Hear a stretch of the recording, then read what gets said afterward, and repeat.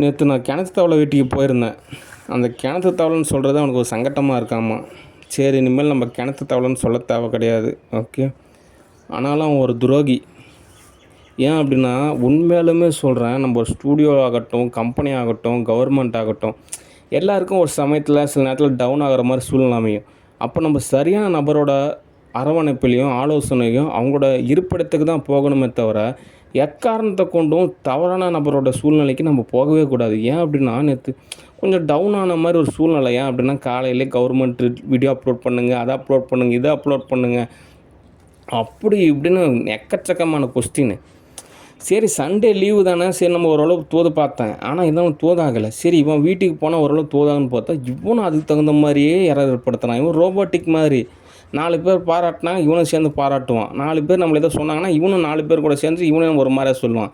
அதனால் இவன் ரோபோட்டு மாதிரி. என்றைக்காக இருந்தாலும் நமக்கு துரோகம் பண்ணுறதுக்கு நிறையா சான்சஸ் இருக்குது. அதனால் இன்று முதல் துரோகி அறி. ஓகே.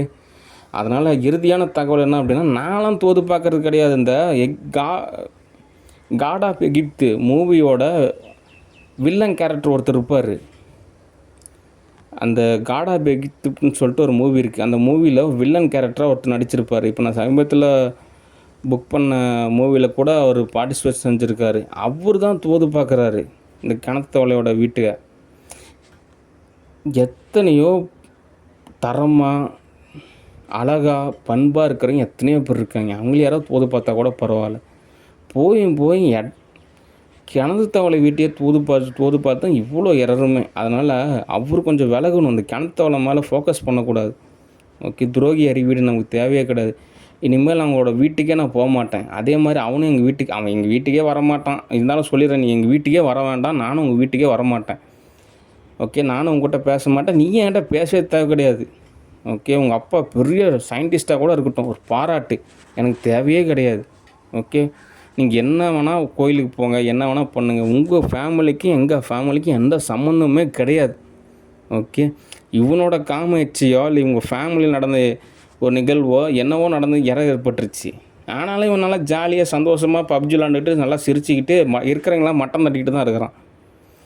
அதனால் தேவையே இல்லாத ஒரு விஷயத்தை எதுக்கு தான் இன்வால்வ் பண்ணுறாங்கன்னு தெரில. அதனால் அவனுக்கு எனக்கு இனிமேல் எந்த தோதும் ஆகாது. ஓகே. இந்த யூஎஸ்ஏயில் இருக்கிறவங்கெல்லாம் யதார்த்த ரீதியாக என்னை விட என்னோடய ஊரை பற்றியும் அப்படியே நண்பர்களை பற்றியும் யார் யார் என்னென்ன கேட்டகரி நல்லா தெரிஞ்சு வச்சுருக்காங்க. அது ஒரு மிகப்பெரிய ஒரு பாராட்டு, ஒரு நன்றி. ஏன் அப்படின்னா, எங்கள் ஊரில் யார் யார் என்னென்ன நபர், எங்கெங்கே லொக்கேஷன் என்னன்றது என்னை விட அதிகமாக யூஎஸ்ஏயில் இருக்கிறவங்களுக்குலாம் தெரிஞ்சு வச்சுருக்காங்க. அது எனக்கே கொஞ்சம் வியப்பாக தான் இருக்குது. ஆனாலும் இந்த கிணத்து தவளையெல்லாம் எனக்கு தோதாக மாட்டான். ஓகே. அவன் எனக்கு துரோகம் பண்ணுவான். அதனால் துரோகி அறியெல்லாம் எனக்கு தேவையே கிடையாது. ஓகே.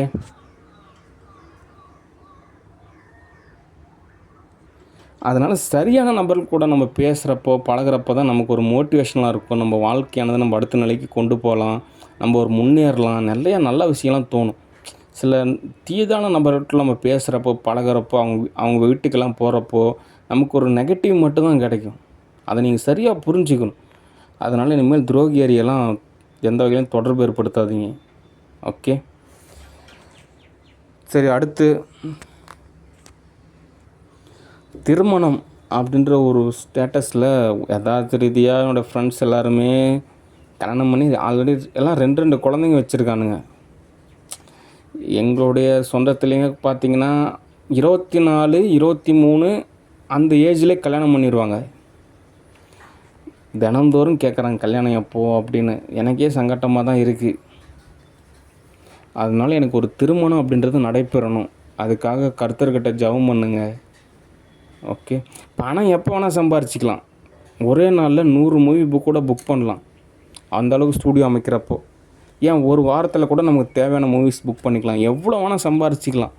ஆனால் அந்த காலகட்டத்தில் நடக்க வேண்டியதெல்லாம் நடக்கணும். ஓகே. அதனால் திருமணம் அப்படின்றது அவசியம். அதனால் சம்பாதிக்கிறது, வேலை செய்கிறது எல்லாமே ஒரு வகையில் தோது பார்த்துக்கலாம். ஆனால் இப்போது தற்சமயம் திருமணம் அப்படின்றது தேவை. அதனால் எனக்கு திருமணம் நடக்கணும். அப்படி திருமணம் நடக்கணும் அப்படின்னா ஆவிக்குரிய ஆசீர்வாதம் இருக்கணும். அப்படின்றப்போ எல்லோரும் கர்த்தர்கிட்ட ஜெபம் பண்ணுங்க எனக்கு ஒரு நல்ல ஒரு திருமண வாழ்வு அமையணும் அப்படின்னு. ஓகே. ஏன்னா கிங்டம் ஆகட்டும், கம்பெனி ஆகட்டும், கவர்மெண்ட் ஆகட்டும் எல்லாமே ஒரு வகையில் தோது பார்த்துக்கலாம். ஆனால் அந்த காலகட்டத்தில் நடக்க வேண்டிய விஷயத்த நடந்தால் தான் அது நல்லது. ஓகே, அதனால் லெவல் 1லேயே நான் சொல்கிறேன். அதாவது முதல் தடவையே ஒரு விஷயம் நடக்கிற மாதிரி இருக்கிறதுனால அது இப்போயே நம்ம சால்வ் பண்ணணும் அப்படின்றனால எனக்கு ஒரு திருமணம் அப்படின்றது மிகவும் தேவை. ஓகே, அடுத்து கம்பெனியை பொறுத்த வரைக்கும் என்ன தகவல் அப்படின்னா,